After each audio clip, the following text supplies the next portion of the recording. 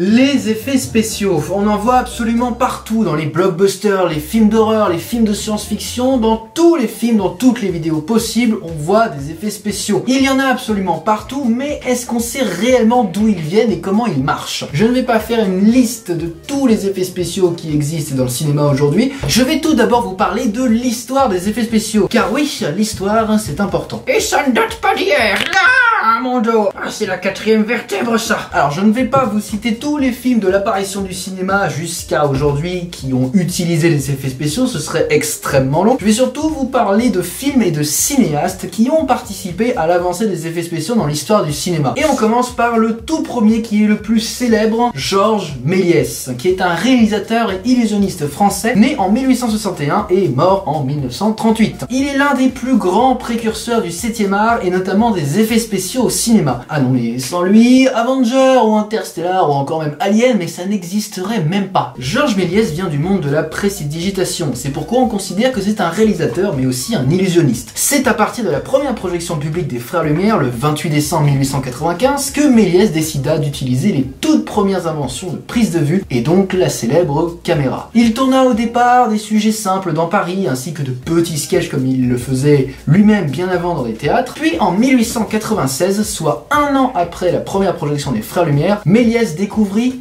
par accident un des premiers effets spéciaux qui révolutionnera par la suite le cinéma. Il l'explique lui-même. Un blocage de l'appareil dont je me servais produisit un effet inattendu. Un jour que je photographiais prosaïquement la place de l'Opéra, 1 minute fut nécessaire pour débloquer la pellicule et remettre l'appareil en marche. Pendant cette minute, les passants, omnibus, voitures avaient changé de place, bien entendu. En projetant la bande de ressoudés, je vis soudainement un omnibus Madeleine Bastille changer en corbillard et des hommes changer en femmes. Il est tout simplement l'inventeur du fameux cut caméra, c'est-à-dire juste un changement de plan. À l'époque, pour faire disparaître quelqu'un dans l'image, c'était plutôt pratique.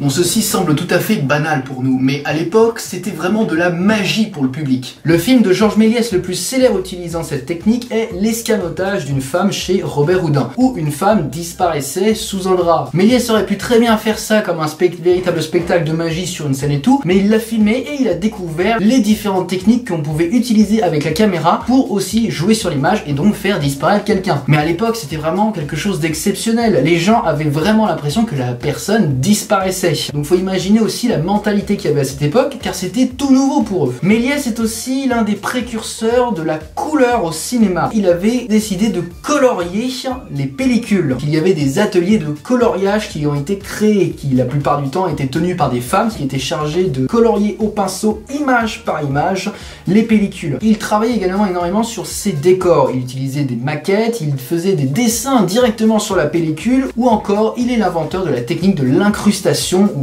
plutôt de la superposition, qui permettait alors les dédoublements des personnages. C'était donc la bonne époque pour Georges Méliès de créer des films irréalistes, devenant alors le pionnier du cinéma spectaculaire. Il développa ainsi des œuvres cinématographiques traitant de l'impossible et de la magie. Il s'intéressait beaucoup également au récit de Jules Verne, et s'empressa donc par la suite de réaliser 20 000 lieues sous les mers en 1907, à la conquête du pôle en 1912, ou encore le fameux Voyage dans la Lune en 1902, sachant que 67 ans plus tard, en 1969, le premier humain marchait véritablement sur la Lune. Ce sont donc les premiers films de science-fiction du cinéma. En 1907, on retrouva un autre cinéaste, Norman Down, qui eut l'idée de placer entre la caméra et le bâtiment une plaque de verre sur laquelle étaient peints des éléments architecturaux manquants au décor. Il était tout simplement l'inventeur de l'un des effets spéciaux les plus utilisés au cinéma, c'est le matte painting, qui sera utilisé bien plus tard dans les temps modernes de Charlie Chaplin dans les années 1930. En 1908, il y aura Segundo de Chaumont, qui est un espagnol. Il est le pionnier de l'animation et notamment du stop motion. Cette technique pouvait donner vie aux objets et servit par la suite à animer des dessins. Suite à tout cela, il faudra attendre 1920 pour que les studios de production créent leur propre département effets spéciaux, regroupant le matte painting, la photographie, le stop motion, etc. Et chaque technique demeurera secrète pendant très longtemps aux yeux du public. Nosferatu en 1922 de Friedrich Murnau est un film précurseur des maquillages et costumes costumes mi-réalistes dédiés aux films fantastiques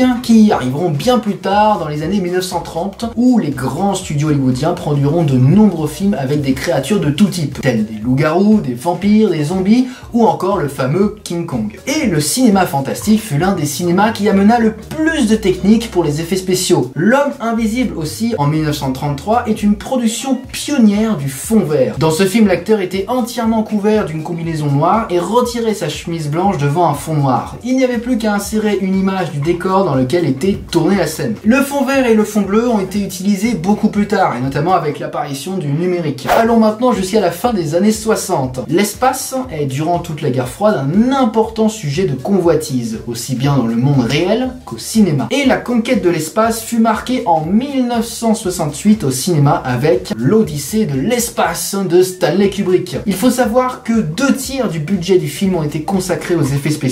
Des techniques telles que le slit scan, très compliqué à dire, waouh, sont utilisées pour déformer et flouter légèrement l'image. Et puis bien évidemment, il y a les fameuses maquettes de navettes et de stations spatiales qui sont filmées en motion control, qui est une technique qui consiste à faire des mouvements de caméra très proches de grosses maquettes à l'aide d'un bras robotique très précis, offrant alors au spectateur une part plus crédible et réaliste de cet univers de science-fiction. Cette technique sera bien sûr réutilisée dans Star Wars en 1977, qui utilisera aussi le matte painting, ou même dans le premier Alien en 1979, qui construira en taille réelle les décors, l'animatronique. Technique très utilisée par Steven Spielberg. Oui, je dis très utilisée car ça lui a énormément servi pour son film E.T. en 1982, et même aussi pour les autres Jurassic Park. Ce qui était très dur pour Steven Spielberg sur le tournage d'E.T., c'est que son animatronique tombait tout le temps en panne, et il perdait plusieurs heures à remettre en marche les marionnettes électroniques. Certaines scènes n'étaient d'ailleurs pas du tout réalistes, car tout est robotisé et les mouvements ne sont pas toujours crédibles. C'est pour ça que bien plus tard, Steven Spielberg a fait une version remasterisée de son propre film. Oui,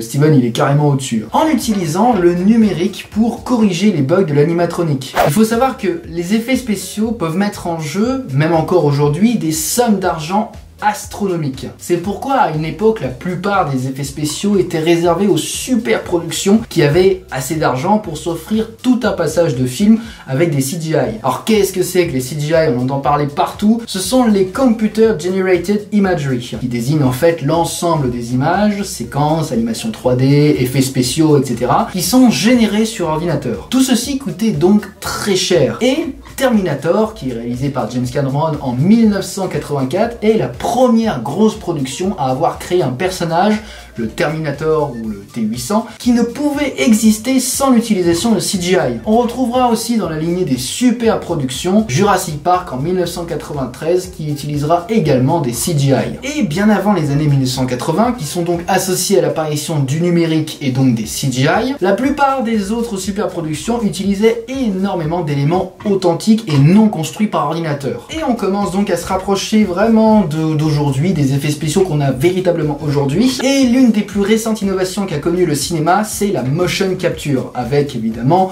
Andy Serkis, qui est l'un des précurseurs de cette technique. La motion capture va petit à petit se développer dans le monde du cinéma et va évidemment être réutilisée encore et encore pour permettre d'enregistrer les mouvements des acteurs et surtout les expressions des visages. Et il faut établir aussi une différence entre effets spéciaux et VFX. Les VFX sont en fait des effets spéciaux qui sont construits numériquement sur ordinateur. Et les effets spéciaux sont eux utilisés directement sur les tournages. Aujourd'hui, les VFX vont encore beaucoup plus loin et permettent même de recréer à la perfection le visage d'acteurs décédés.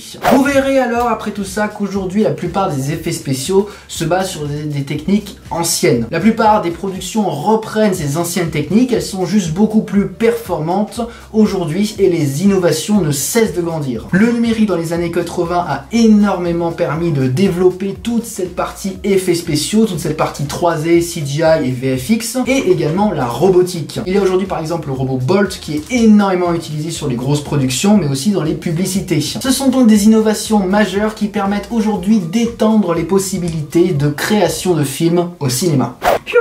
C'était très long. J'ai eu beaucoup d'éléments à dire, c'était très long. Je suis très fatigué. Bon écoutez les gens, merci beaucoup de m'avoir écouté. J'espère que cette vidéo sur l'histoire des effets spéciaux vous aura plu. En tout cas, j'ai fait beaucoup de recherches, c'était très long. Mais voilà, j'espère en tout cas que le plus important c'est que ça vous plaira. Moi en tout cas, ça m'a vraiment plu. J'ai appris aussi beaucoup de choses. Il y avait des choses que je ne connaissais pas. Il y avait des personnes que je ne connaissais pas. Donc voilà, dans tous les cas, putain cette table, je vais la buter. Elle fait du bruit, j'en peux plus. Dans tous les cas, je vous dis... Putain, je suis fatigué. Dans tous les cas, je vous dis à très bientôt pour une prochaine vidéo. Allez, ciao!